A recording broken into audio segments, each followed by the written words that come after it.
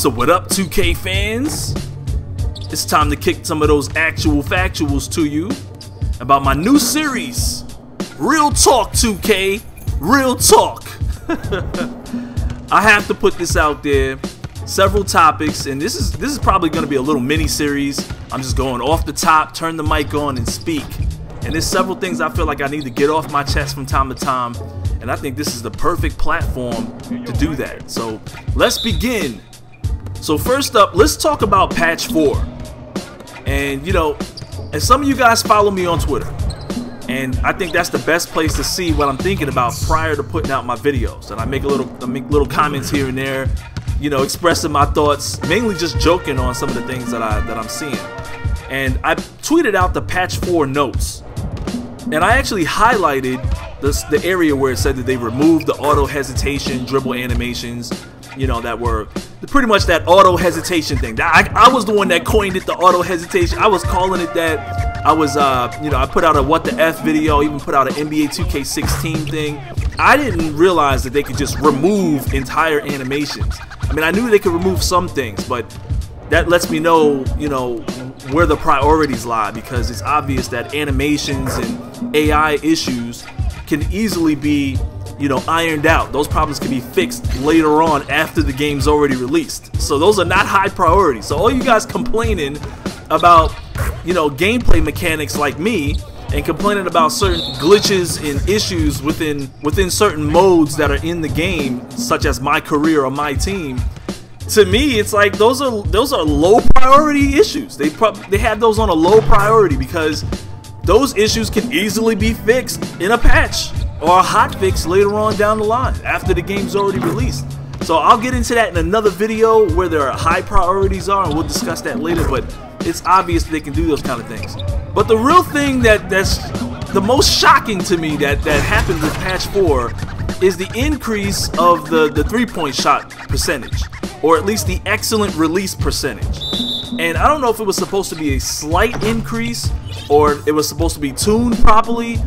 I don't know if they dev tested it first. I mean, to me, I would assume that they're working on 2K16 and they're not really testing 2K15 and the increases that they're adding. The way I look at it is, I went out to the rec center and there are people shooting three-pointers, fadeaway three-pointers, off the dribble three-pointers. They're centers, power forwards, 7-foot small forwards shooting threes from nearly half court.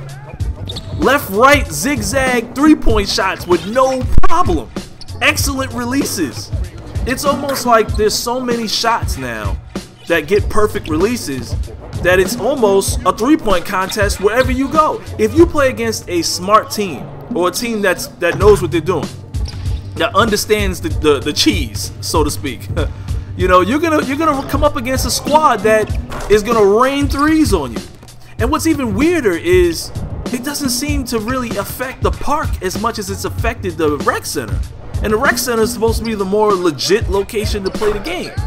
And this is a bit of a problem for me, especially since I'm doing my Road to Legendary series right now. And you know, no big deal. I don't care if I'm starting a little late. I wanted to save you something to do in 2K for the summer. And so this is what I'm doing. I'm going to be doing a lot of sub sessions with you guys. I'm going to be running on the parks with y'all and playing a lot of rec center games. Probably not too much stage, because right now I'm really shooting for legendary.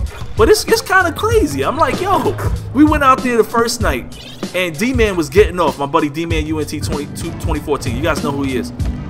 He was getting off and I was coming on. He was like, Shake, beware of the three-point shooter. It's out of control right now. I had no idea to what extent he really meant it was out of control.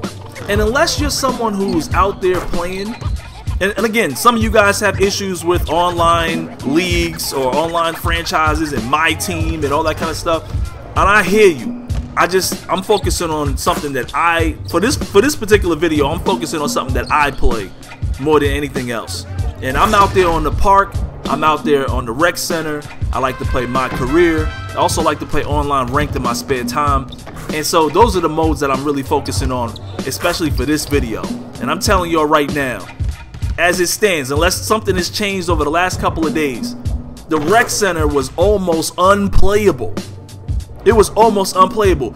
I'm telling y'all, we used to go on win streaks on the rec center for weeks at a time. Like, I might get 5 or 6 games in a row winning with my crew, with my real crew. We would win 5 or 6 games in a day.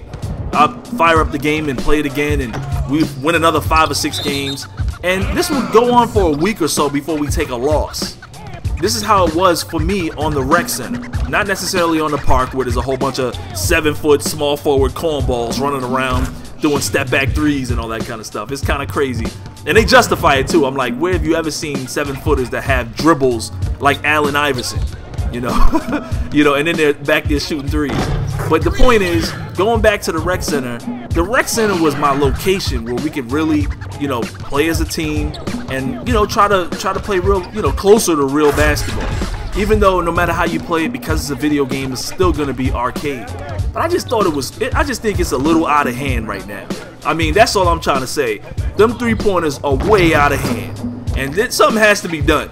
Something really has to be done. If you are somebody who is working on the game, I challenge you. Go to the rec center. Go play. Play against a team. Any regular team. I'm sure people are figuring it out now. I'm not the first one. I reserved this video 2 or 3 days after I've already had that experience. So people have already figured it out. The rec center the bank is open. Whatever you want to call it. It's cash money right now. You know what I'm saying? I'm not even a traditional 3-point shooter. I always wait till at the end of my season for me to work on certain badges to get my 3-point shot up. Because I'm really just a dribbler, passer, and a dunker from time to time. But now I'm just out there like, yo, if I'm open, hit me. Raining threes. If you were somebody that used to feel like you were unique because you could shoot threes, you're no longer unique anymore. People tell me, oh man, but I was always able to hit threes. Yeah, but that's because you was unique. You had the right badges or you had the right timing on your excellent release. You knew what you was doing. That was your thing. It's everybody's thing right now. I had a game, even my last video when I was with King Dooms, and I'm like, damn Dooms, you don't believe in the rim no more. Because all his jumpers was all net. And I was thinking to myself, like, since when? Since when has King Dooms been this hot from the 3-point line? And he's raining. Everybody's raining. So that patch 4, that is out of this world. This is a 3-point. It's not even basketball no more on the rec center. It's pretty much a 3-point contest. Come down, do a zigzag, and shoot a 3. We had a guy, he dropped 30 points, almost 30 points before halftime on the opposite team, doing a zigzag cheese move at the 3-point line and just raining threes at the rec center. So that's crazy. Next topic I want to touch on is the marketing team. Ronnie, 2K, Chris Manning. You guys know them. You guys love them or hate them. You guys have to understand something. And this is not me, protecting them or defending them at all. Understand what a marketer is. Understand that for a second. What is a marketer's job? What is the definition of a marketer? Their job, details, description, is to say nothing but positive things to market the game. They're not allowed to say nothing negative. But the great thing about Ronnie and Chris, and also guys like Desar and Scott OG, is that you actually see them on the park. You've actually seen them on the rec center. And so there's no possible way that anybody that's actually played the park or the rec center has not experienced the cheese or the shenanigans that happen out there.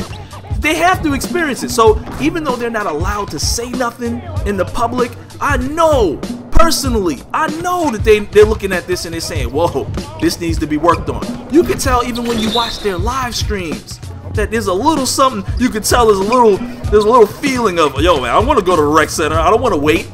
Oh man, I don't want to be at the park. It's nothing but cheese balls out here. Some of you guys, I'm not going to name names. Some of you guys are watching this video right now and you were deleted off their friends list, or you were blocked from them on Twitter because you followed them onto the park and you cheesed them with your cheese ball tactics, and they don't even want to play you. So we know that Ronnie, 2K, and Chris Manning, they know the deal on the park. They know how bad it is on the rec center, the waiting and the cheese ball tactics. They know that. Scott OG and Desar, that's part of the Sim Nation, and they with 2K right now. They know too.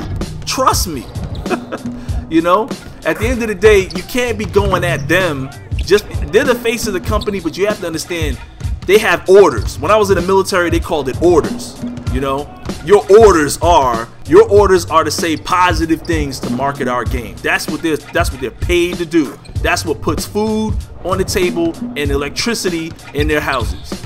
I'm just being real with y'all. So you're not gonna get them to say certain things, and you can't be going at them all the time. You have to understand that there's some other dudes behind the scenes that are not wearing 2K sweaters and, you know, holding a basketball and at all playing on the park with you guys. There's some guys in some suits that don't play the game, they just see numbers. And all they tell the dev team, which you gotta understand, the dev team, God bless them. I love them. These guys are the real deal. They're very passionate about their game, but they're not on the same. You have to kind of look at them almost like factory workers. I said this in a talk with a friend of mine recently. They're kind of like that. They're told what to do, and they do it at the best of their ability, and they're the best at it. You can't compare NBA 2K to NBA Live. You know what I'm saying? So you have to look at it like that. These guys are like, not to say that they're drones or anything, because they have their own take on what needs to be done and what priorities are, but the real priorities in the game are determined by somebody else, and most likely it's a guy in a suit that sees numbers and wants 2K to sell. So, you know, that's enough on that topic. I'll get on that some more later. Last but not least, what the hell is going on with these girly ass clothes for men in 2K? Come on, son. How many of you guys seen that Dave Chappelle interview with him on Oprah? And he was saying that this must be some kind of conspiracy to get black men to wear girls' clothing in the movie business. You know what I mean? And he started talking about all the greats have done it, and they're trying to force him to do. It's like, yo, man, listen. I read a lot of books. All right, I know about the effeminization that's going on right now, and this is getting a little too close. You know what I'm saying? I love my 2K, but I'm not rocking some pink girly ass clothes in this game. I know it's not a big deal, but I'm just saying, if you condition the mind at an early age to accept some weirdness, it becomes a common practice, and then everybody's okay with it, and then it just becomes funny. Nah, man, that ain't funny to me, and that's real talk. That's real talk coming from your boy Shake. So if you guys liked the video, definitely click the like tab, subscribe if you're new to the channel, and I'll definitely have some more Real Talk 2K for you guys later.